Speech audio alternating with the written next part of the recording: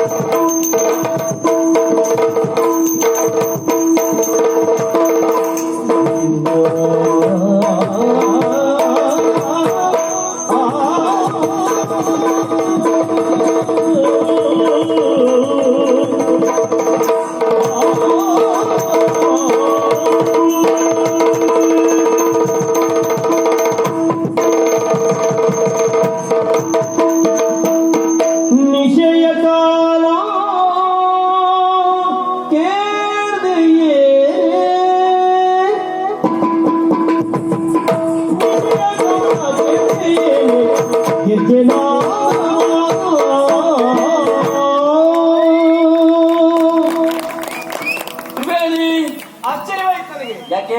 ಎಲ್ಲರಿಗಿಂತ ಮೊದಲಾಗಿ ಹೇಳುವವನೇ ನೀನು. ಹೌದು. ಆದ್ರೆ ಹೊತ್ತಾದ್ರೂ ನೀನು ಹೇಳಲಿಲ್ಲ. ಕಾರಣ ಉಂಟು. ಏನಂತಂದಿದ್ರೆ ರಾತ್ರಿ ಇಡೀ ಕಣ್ಣಿಗೆ ನಿದ್ದೆ ಇಲ್ಲ. ಏನಾಯ್ತು? ರಾತ್ರಿ ಇಡೀ ಜಾಗರಣೆ ಮಾಡಿ ಅಂತದೇನ್ ಕೆಲಸ ಇತ್ತು ಅಂತ. ಕೆಲಸ ಎಂತದ್ದು ಇರ್ಲಿಲ್ಲ. ಹಾ, ಮಲಗಬೇಕು ಎನ್ನುವ ಸಿದ್ಧತೆಯಲ್ಲಿ ಮಲಗಿದ್ದ. ಹೌದು. ಅದು ಏನು? ಮತ್ತೆ ರಾತ್ರಿ ಕಾಲದಲ್ಲಿ ವಿಶೇಷವಾದ ಗಾನಾಮೃತ, ಹೌದಾ, ವಿಶೇಷವಾದ ನಾಟ್ಯ. ಹಾ, ನಿನ್ನೆ ರಾತ್ರಿಯ ದಿವಸ ಹಾ, ಆ ವಿಶೇಷವಾದ ನಾಟ್ಯವನ್ನ ಹಾ, ನೋಡಿದೆ, ಕೇಳಿದೆ. ಕೇಳಿದೆ. ಹೌದೌದು. ಏನಾಯ್ತು? ನಿನಗೆ ಇದು ವಿಶೇಷ ಅಂತ ಅನ್ಸಿರ್ಬಹುದು. ನಾಟ್ಯವನ್ನು ಕೇಳಿದೆ ಅಂತ ಹೇಳಿದ್ರೆ ಅರ್ಥ ಉಂಟದೆ. ನಾಟ್ಯವನ್ನು ನೋಡಿದೆ ಅಂತ ಹೇಳಿದ್ರೆ ಸರಿ ಆಗ್ತದೆ. ಕೇಳಿದೆ ಅಂತ ಹೇಳಿದ್ರೆ ಹೌದೌದು, ನೋಡ್ಲಿಕ್ಕೆ ಅವಕಾಶ ಸಿಗ್ಲಿಲ್ವಾ? ನೋಡ್ಲಿಕ್ಕೆ ಅವಕಾಶ ಇಲ್ಲ. ಹಾ. ಹಾಗಂತ ಎಲ್ಲಿ ಕೇಳಿದೆ? ಗಾನಾಮೃತದ ಲಹರಿಯಲ್ಲಿ ಹಾ, ನಾಟ್ಯ ಬಹಳ ಒಳ್ಳೆಯ ರೀತಿಯಲ್ಲಿ ಆಗಿರಬಹುದು ಎನ್ನುವಂತ ಕಲ್ಪನೆಯನ್ನು, ತರ್ಕವನ್ನು ನಾವು ಮಾಡಿಕೊಳ್ಳಬಹುದು. ಗೆಜ್ಜೆ ಶಬ್ದ ಕೇಳ್ತದೆ. ಗೆಜ್ಜೆ ಶಬ್ದ. ಹಾಗಾದ್ರೆ ಮತ್ತೆ ಯಾರು ಅಲ್ಲ, ಪಂಚಮಿ ಮಕ್ಕಳಿಗೆ ನಾಟ್ಯಾಭ್ಯಾಸ ಮಾಡಿಸ್ತಾಳು. ಬಹುಶಃ ಅದೇ ನಿನಗೆ ಕೇಳಿದ್ದಿರ್ಬೇಕು. ಪಂಚಮಿ ನಾಟ್ಯಾಭ್ಯಾಸ ಮಾಡಿಸುವಂತ ಗಾನಾಮೃತವನ್ನು ಆರಿಸುವಂತ ವಿಷಯ ನನಗೂ ಗೊತ್ತುಂಟು. ಆ ದಿವಸ ನನ್ನಿಂದಲೇ ವಿಷಯವನ್ನ ತಿಳಿದಂತ ಅವಳು ಮನೆಯಿಂದ ಹೊರಗಡೆಯಲ್ಲಿ ಪಾಠವನ್ನು ಪ್ರಾರಂಭಿಸಿದ್ದಾರೆ. ಅದೌದು, ಅರಮನೆ ಒಳಗೆ ಅವಳು ನಾಟ್ಯಾಭ್ಯಾಸ ಮಾಡುವುದಿಲ್ಲ, ಮಕ್ಕಳಿಗೆ ಹೇಳಿಕೊಡುವುದಿಲ್ಲ. ಹೌದು. ಹಾಗಾದ್ರೆ ಮನೆ ಒಳಗೆ ಅಂತ ಹೇಳಿದ್ರೆ ಎಲ್ಲಿಯೋ ಅಂತ ಕೇಳಿದ್ದಲ್ಲ. ನೋಡು, ತೆಂಕಣದ ದಿಕ್ಕಿನಲ್ಲಿರುವ ಆ ಕೋಣೆಯಲ್ಲಿ ಗಾನ ನಾಟ್ಯಗಳ ಸಮ್ಮಿಲನ. ಕೇಳಿದ್ಯಾ? ಹೌದೌದು. ಗಾನ ಕೇಳಿದ್ಯಾ? ಗಾನ ಕೇಳಿ. ನಾಟ್ಯ ಕೇಳಿದ್ಯಾ? ನಾಟ್ಯ ಕೇಳಿ. ಹೋಗಿ ನೋಡ್ಬೇಕಿತ್ತು ನೀನು. ಅಲ್ಲಿ ಹೋಗಬಾರ್ದು, ಅಲ್ಲಿ ಹೋಗಬಾರದು ಎನ್ನುವ ತೀರ್ಮಾನದಲ್ಲಿ ಇದ್ದಂತ ನನಗೆ ನಾಟ್ಯದ ವಿಷಯದಲ್ಲಿ ವಿಶೇಷವಾದ ಕುತೂಹಲ ಎನ್ನುವುದು ಜಾಗೃತವಾಯಿತು. ಹೋಗಿ ನೋಡ್ಬೇಕು ಅಂತ ತೀರ್ಮಾನ ಮಾಡಿ ಹೋದೆ. ಬಾಗಿಲು ತೆಗಿಬೇಕಿತ್ತು. ಬಾಗಿಲು ಹಾಕಿಕೊಂಡು ಉಂಟು. ಒಳಗಡೆಯಲ್ಲಿ ಯಾರೋ ಹೊಗಳಿಯನ್ನು ಹಾಕಿದ್ದಾರೆ. ಒಳಗೋಗ್ಲಿಕ್ಕಾಗ್ಲಿ. ಸುಮ್ಮನಿರ ನೀನು. ಏನು? ಕೇಳುವವರು ಇದ್ದಾರೆ ಅಂತ ಹೇಳಿ ಏನೆಲ್ಲ ಹೇಳುವುದಲ್ಲ. ಯಾಕೆ? ಒಳಗಿಂದ ಅಗಲಿ ಹಾಕ್ಲಿಕ್ಕೆ ಯಾರಿಂದಲೂ ಸಾಧ್ಯವೇ ಇಲ್ಲ. ನಿನಗೊಂದು ವಿಚಾರವೇ ಗೊತ್ತಿಲ್ಲ. ಏನು?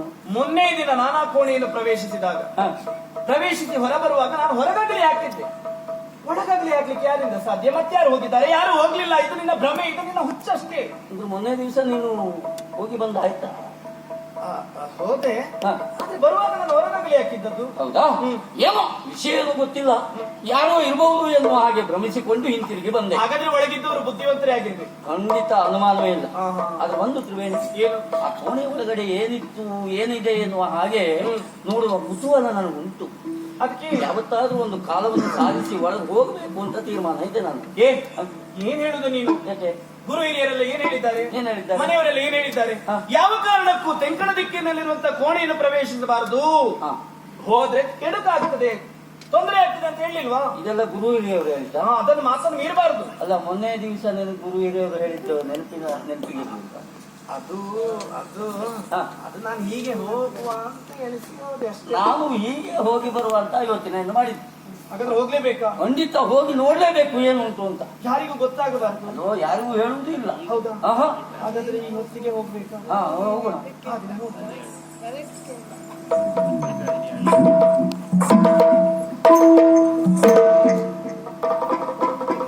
ಮೊದಲಾಗಿ ನಾನು ಹೋಗ್ತೇನೆ.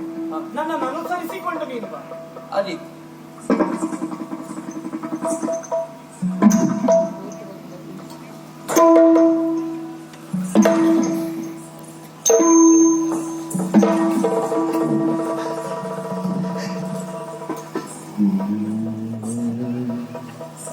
ತ್ರಿವೇಣಿ, ಅರಮನೆಯಲ್ಲಿ ಇಂಥದ್ದೊಂದು ಭವ್ಯವಾದಂತಹ ಮಂದಿರ ಉಂಟು ಅಂತ ಯಾರಿಗೂ ಅರ್ಥವೇ ಇಲ್ಲ. ನೋಡಿದ್ಯಾ? ಬಹಳ ಸಂತೋಷವಾಗ್ತದೆ. ಇದುವೇ ನಾನು ಅಲ್ಲಿ ಕೂಡಿ. ಅಲ್ಲ, ನನಗೆ ವಿಷಯ ಗೊತ್ತಿಲ್ಲ. ಏನು? ಕೇಳಿದ್ದೇವೆ ನಾವು ಕಥೆಯಲ್ಲಿ. ಆ, ಹಿಂದೊಬ್ಬ ರಾಜನಿದ್ದಾನಂತೆ, ರಾಜರಾಜೇಂದ್ರ ಭೂಪಾಲನಂತೆ. ಅವನು ಹೇಗಿದ್ದೋ ಏನು. ಅವನು ನೋಡ್ಬೇಕು ನಿನಗೆ? ಹೌದು. ಅವನ ನೋಡ್ಬೇಕಾ? ಅವನ ನಾನು ತೋರಿಸ್ತೀನಿ. ಹೌದಾ? ನೋಡು, ನೋಡು. ರಾಜರಾಜೇ ಇವನೇ, ಸರಿ ಸರಿ ಸರಿ ನೋಡಿ. ಅವನು ದುಷ್ಟ. ಸರಿಯಪ್ಪ, ಮುಗ್ಧೆಯಾದಂತ ನಾಗವಲ್ಲಿಯನ್ನು ಸುಟ್ಟು ಕೊಂದ. ನೀನು ಹೇಳಿದ್ಯಲ್ಲ, ಆ, ನಾಗವಲ್ಲಿ ನಾಗವಲ್ಲಿ ಕೇವಲ ನಾಟ್ಯ ಚತುರೆ ಮಾತ್ರ ಅಲ್ಲ, ನೋಡುವುದಕ್ಕೂ ಅತಿ ಸೌಂದರ್ಯವತಿ. ಅವಳು ಹೇಗಿದ್ಲು ಏನು? ಅವಳು ನೋಡ್ಬೇಕು ನಿನಗೆ? ನೋಡು, ನೋಡು, ನೋಡು.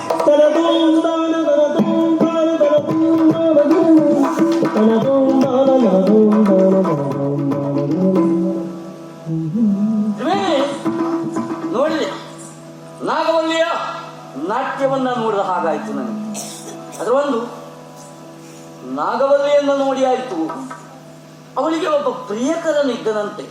ನಟರಾಜ. ನಟರಾಜ. ಅವನ ಹೆಸರು ನಟರಾಜ ಅಂತ. ಹೌದಾ? ಅವನ ನೋಡ್ಬೇಕಾ? ಹಾ, ಎಲ್ಲಿ? ಅವನ ಮನೆ ಎಲ್ಲಿ? ಮನೆ ಇಲ್ಲೇ ಇದೆ. ಎಲ್ಲಿ? ನೋಡು, ಆ ಗವಾಕ್ಷಿಯ ಹೊರಗಡೆ ಕಾಣಿಸ್ತಾ ಇದೆಯಲ್ಲ, ಅದು ನಟರಾಜನ ಮನೆ. ಹೌದು, ಇದು ಈ ನಾಗವಲ್ಲಿ ಹಾಗೂ ನಟರಾಜ ಇಬ್ಬರೂ ಪ್ರೇಮಿಗಳು. ಪರಸ್ಪರ ಮಾತಾಡಿಕೊಳ್ತಾ ಇದ್ದಾರೆ. ಅವರು ಪರಸ್ಪರ ಮಾತಾಡಿಕೊಳ್ಳುವುದು, ಸಂವಾದ ಮಾಡಿಕೊಳ್ಳುವುದು ಹಾ. ಈ ಗವಾಕ್ಷಿಯ ಮುಖಾಂತರ ಅಂತ. ಹೌದು, ಸರಿ, ಹಾಡಿನ ಮೂಲಕವೇ ಕರೀತಾ ಇದ್ದು. ಹೌದಾ? ಹೇಗ್ ಗೊತ್ತಾ? ಹಾ. ಹೇಗ್ ಗೊತ್ತಾ? ಹೇಗೆ? ಬಲಯ ಸರಗು ಬಲಯ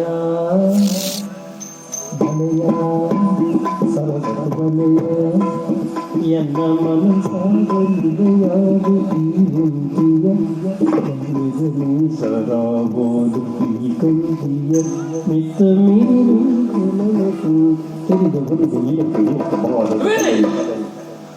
ಗೊತ್ತಾಯ್ತು ಗೊತ್ತಾಯ್ತು ಗೊತ್ತಾಯ್ತು. ಯಾವ ರೀತಿಯಾಗಿ ಅವರು ಮಾತಾಡಿಕೊಳ್ತಾರೆ ಎನ್ನುವ ಸತ್ಯ ಅರ್ಥ ಆಯ್ತು. ಅದ್ರ ಒಂದು ಕೆಲಸ ಮುಗಿತಲ್ಲ. ಏ, ಇಲ್ಲ, ನಾಗವಲ್ಲಿ ಧರಿಸ್ತಾ ಇದ್ದಂತ ಆಭರಣ, ಅವಳ ಪೋಷಾಕ, ಗೆಜ್ಜೆ, ಇದನ್ನೆಲ್ಲ ನಾನು ನಿನಗೆ ತೋರಿಸ್ತೇನೆ. ಉಂಟಾ? ಹೌದು, ಎಲ್ಲ ನೋಡಿ, ಪೆಟ್ಟಿಗೆ ಒಳಗೆ. ನಾಗವಲ್ಲಿ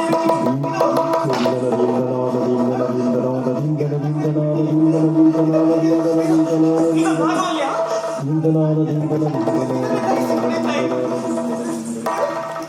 ಇದು ನಾಗವಲ್ಲಿಯ ಸರ.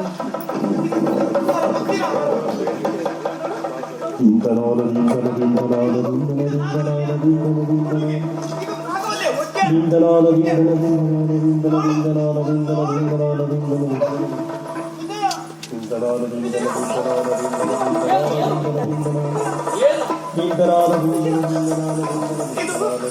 ಇದು ನಾಗವಲ್ಲಿಯ ಗೆಜ್ಜೆ. ಒಳ್ಳೆದುಂಟು. ಆದ್ರೆ ಅವತ್ತು ನಾನು ನೋಡುವಾಗ ಗೆಜ್ಜೆ ಎರಡಿತ್ತು.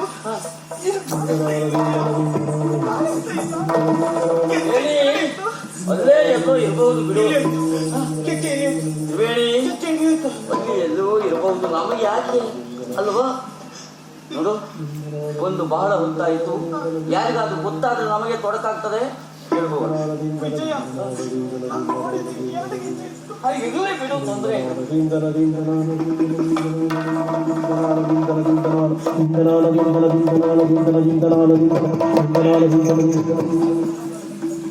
ಹೇಳು ಹೋಗೋಣ.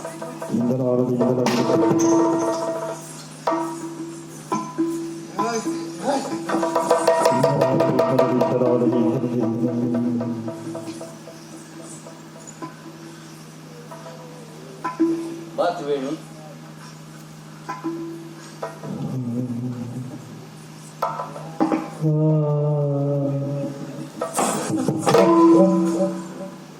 ಬಾ.